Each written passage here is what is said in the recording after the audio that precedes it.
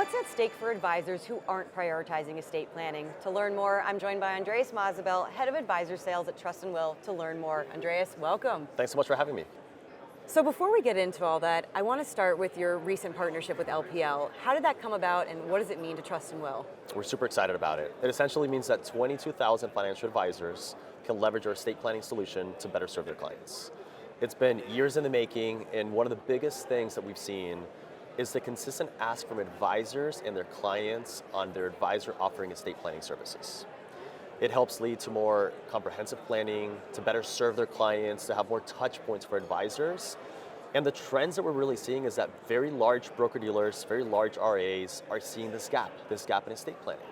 And they're really going after the leading estate planning solutions to find how they can streamline and better serve their clients. So we're very, very excited about it. In the last 2 weeks, we've had 500 plus LPL advisors sign up for our webinars to learn more.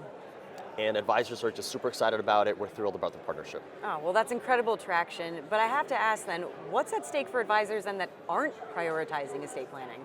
This is truly how firms are starting to differentiate themselves from the competition. So when we look at what is it that clients look for in an advisor, the whole holistic planning, comprehensive planning, that's what advisors really market out there, right? But when we look at the findings, in a recent study from McKinsey, for example, actually showed that the top service that clients want from their wealth institution, top one was estate planning, right? So what's at stake? It's really, not being able to offer outside of your investment management, tax planning is a super important service that helps your clients understand the importance of setting up an estate plan, updating the estate plan, having those conversations with your loved ones when you pass, that everything's going to be taken care of. And I think more importantly is I think we're seeing the shift of advisors becoming kind of like life coaches in many ways, right? So as you move states, you have kids, you buy a business, you sell your home, whatever that is advisors having an additional touch point every single year where you can review your clients' estate documents, their estate reports, and really add more value as part of that relationship that you have.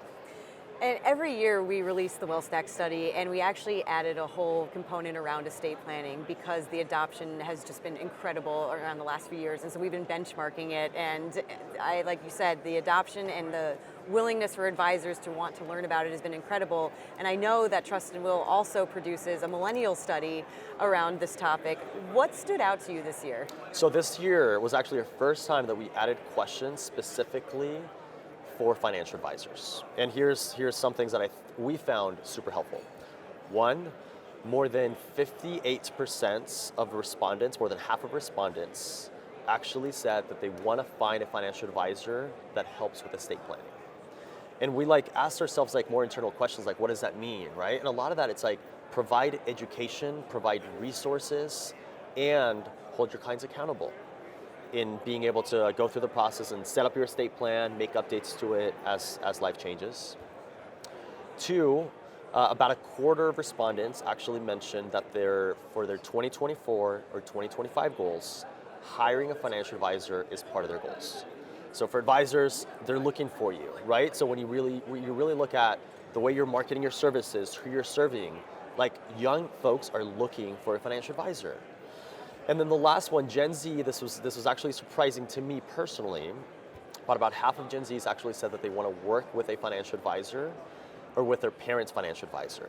So what that tells me is that as a financial advisor, estate planning is much more than getting your documents done.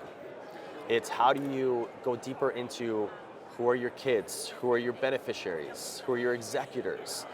And we're hearing these amazing success stories on having family planning meetings. And it's going deeper into your legacy, what does your legacy mean to you? And once you're actually able to really find those values, those decision makers, you can actually grow your book of business internally by having that. So those are kind of the three main ones that really stood out to us as we did this study.